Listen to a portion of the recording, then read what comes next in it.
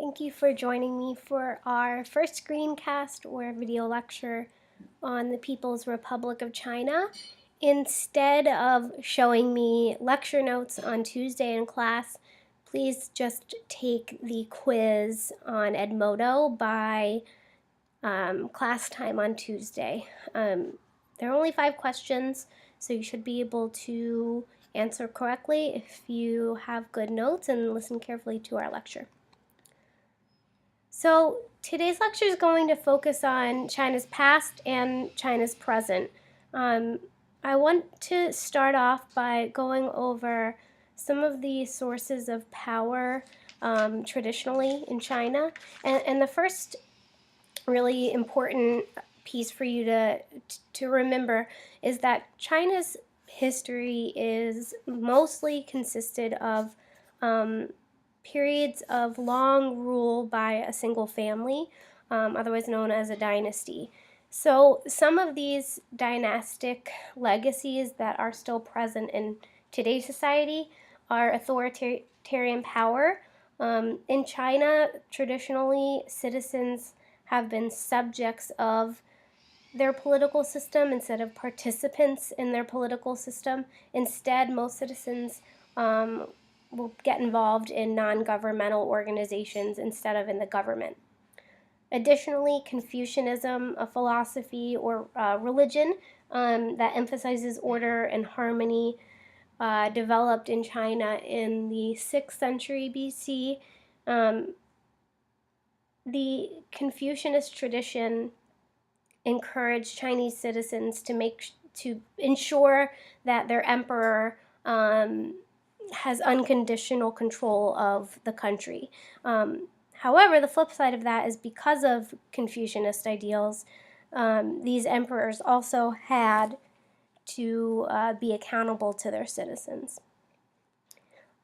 Third, the bureaucratic hierarchical system.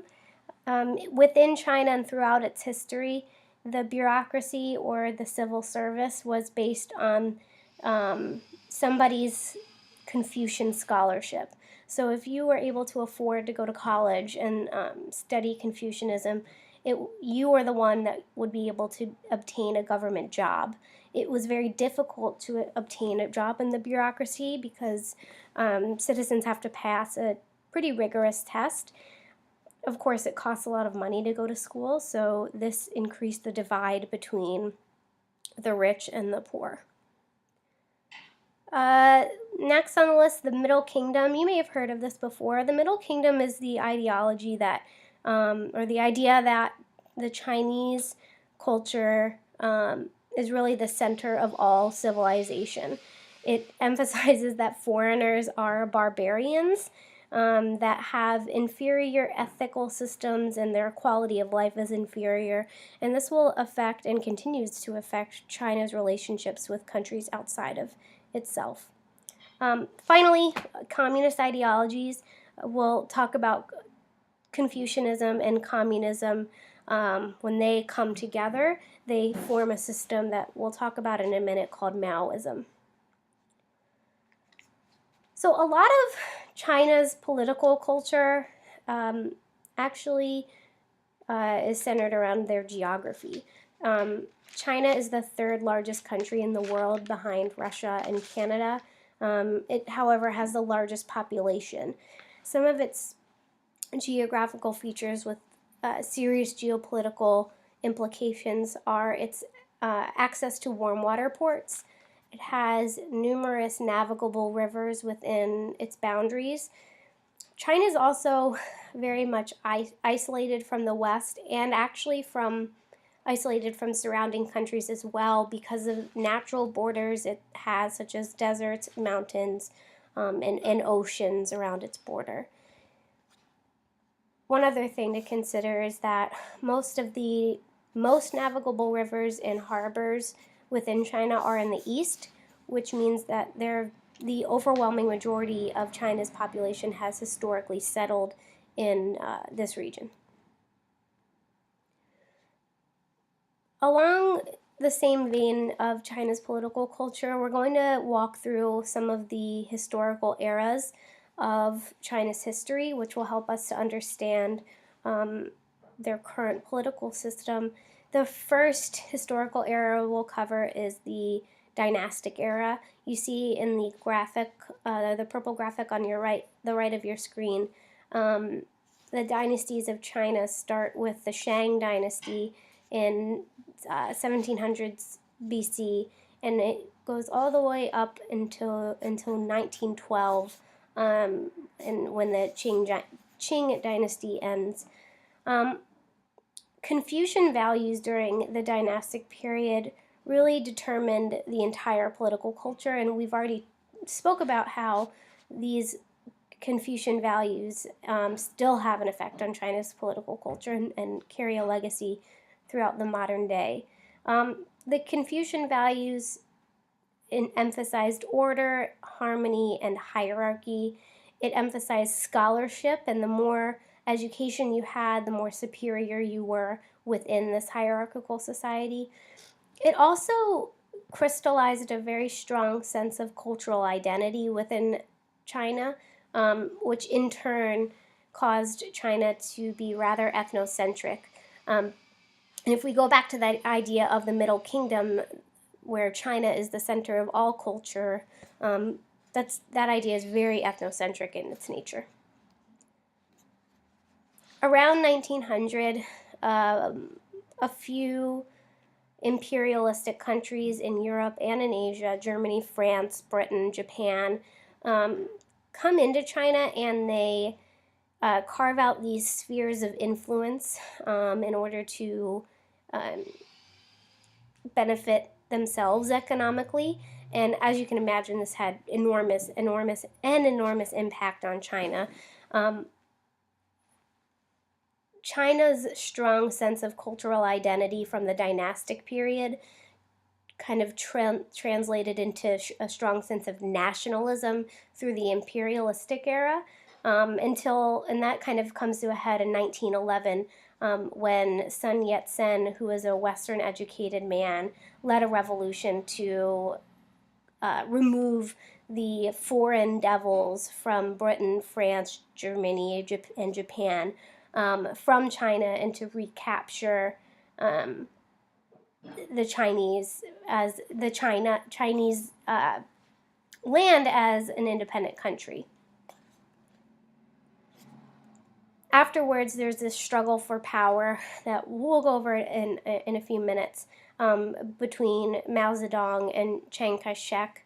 But after the resistance of the imperial powers, China enters into the Maoist phase.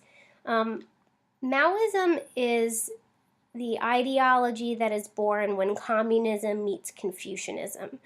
Maoism emphasizes the strength of the peasant, the idea of collectivism, which means that the good of the community is above all.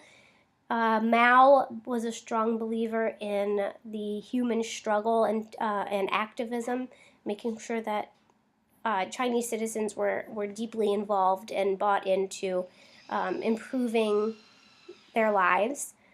I have two terms here highlighted in red because they're going to come up a lot. The one is mass line, which emphasized the peasant population and the elite population teaching each other and listening to each other, which provided this dialogue between different segments of society that didn't exist in communist Soviet Union at the time. Mao also believed very firmly in egalitarianism, which is the equality of all people, which is in direct conflict with the hierarchical structure that China had been traditionally used to throughout the dynastic period. He also encouraged self-reliance, which goes hand in hand with this idea of struggle and activism, and all of that kind of comes together to describe to us what Maoism is. But also important is the distinction between Confucianism and Maoism, because both of these ideologies had considerable legitimacy at different points of China's history. So whereas the legitimacy under a Confucianist political system comes from the mandate of heaven, which was the idea that the leaders of dynasties within China were given a formal order from the gods to rule, and that's where their legitimacy came from. Under the Maoist structure, it came from democratic centralism, which was really prohibited any public criticism of government policy making, because there was a small group of individuals who made all of the decisions and really had central policy-making power. Both Confucianism and Maoism emphasize an ideal society. However, in Confucianism, that ideal society is built upon harmony and order and a hierarchical system, whereas in a Maoist structure, the ideal society is built upon self-reliance, struggle, and again, that idea of mass line, or encouraging a dialogue between the peasant class and the political class. Whereas in Confucianism, that harmony and order that is encouraged really creates inequality, because people are so subordinate to the leader, whoever the political leader is, most likely an emperor during the dynastic period. So that means that equality isn't inevitable. Whereas in Maoism, Mao Zedong believed very firmly that inequality had to be wiped out, and for an egalitarianist country to be prosperous. Lastly, loyalty in each system. In Confucianism, loyalty was emphasized to the family, whereas in the Maoist state, your loyalty was to be with the state and ultimately Mao. After Mao's death, we'll discuss what happens after Mao's death, because there's a little bit of chaos that ensues, but a man by the name of Deng Xiaoping comes to power. And there's this famous quote by him that says, "It doesn't matter whether the cat is black or white as long as it catches mice." And what he means by this is really translates into what his economic policy was in turning China around at the end of Mao's rule. He really believed that you could do anything to improve the economy, whether it was socialist or capitalist. So he incorporated a socialist planning structure in the economy, but also encouraged a capitalist free market. Just to wrap up the political culture here, a lot of power and respect in China depends solely on who has what connections and to whom do they have these connections. A lot of these reputations and these connections were established during something called the Long March, where there were two different factions competing for power in the 1930s between Mao Zedong and Chiang Kai-shek. These factions still compete for power today, and any change in leadership currently can be traced back into these relationships that people have with one another. Finally, Chinese nationalism. The Han Chinese are the ethnic majority, in China, and they're the group of people that still refer to China as the Middle Kingdom. Even though China's become more involved in world politics since Deng Xiaoping's leadership, minority groups are still seen as inferior by the Han Chinese, most notably the Tibetans, and we'll talk about them in a few weeks. Finally, attitudes towards the West is very conflictual. As you can imagine, Mao believed that China's prosperity was dependent upon self-reliance of individuals and the self-reliance of the country, which meant that change had to come from within and not from the West especially. However, during World War II and into the 50s and 60s, many Chinese, especially well-educated Chinese, thought that the West could actually help China modernize. So these two attitudes conflict with each other. It's compounded by the fact that the Chinese media, a few different media outlets, are constantly accusing foreign journalists of controlling public perception against China, especially in Europe and the United States, and also accuse countries in the West of trying to export democracy into China, which is not what the Chinese government is looking for. Last section for today, just a few more slides. When considering political and economic change, we have to think about it in different periods of time, because the way politics and the economy changed in China was dependent upon the time period in which it changed.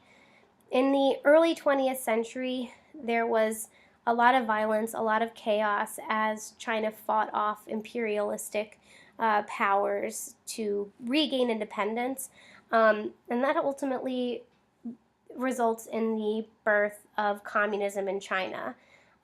Throughout the control by these imperialistic countries, China becomes more and more resentful of these foreign devils, like the countries that are noted on this slide, who are carving out these spheres of influence in China.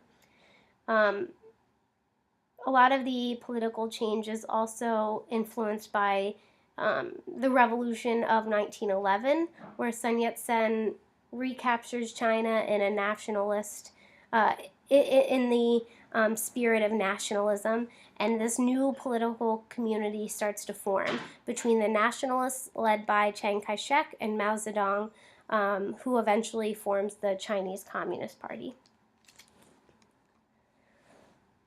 Huge occurrence in the early 1930s. Beginning in 1934, Chiang Kai-shek chases Mao's army throughout China in order to kind of suppress the revolution he was attempting to create within China. But Chiang ultimately has to back down when Japan invades China during the Second World War. Mao ultimately rises to power out of between Chiang and Mao. There was a pretty intense civil war between these two individuals and their followers after World War II, after which there's this idea of two Chinas, where Chiang Kai-shek, who is exiled to Taiwan, claimed to have legitimacy and power for the Chinese government, while Mao was on mainland China, he created the People's Republic of China. The PRC wasn't recognized by the UN until 1972, but that's the current form of government that we know today. So the early political development of the PRC, the first phase was the Soviet model. So as you can imagine, China and Russia being neighbors, and China trying to transition into this communist society under Mao Zedong, the Soviet Union gives tons of aid to the People's Republic of China. And with this money, Mao intended to fix lots of different things within China to bring its economy back on its feet. Some of the changes Mao made were with land reform, where he reorganized and redistributed land from the wealthy citizens of China to the poor.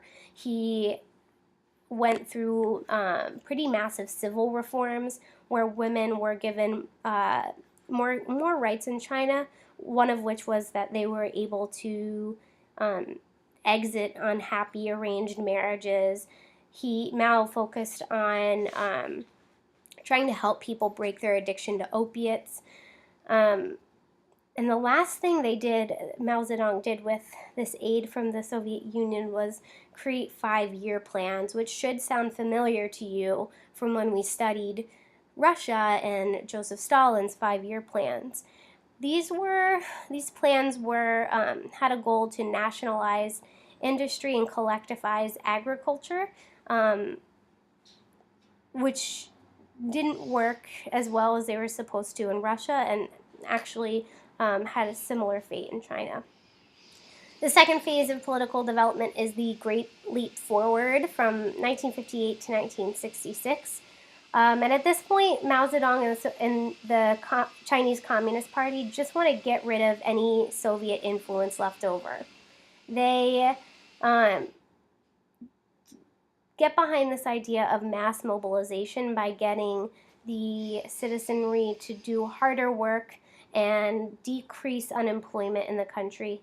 They emphasize political unanimity by encouraging party workers to run the government at all levels of the government.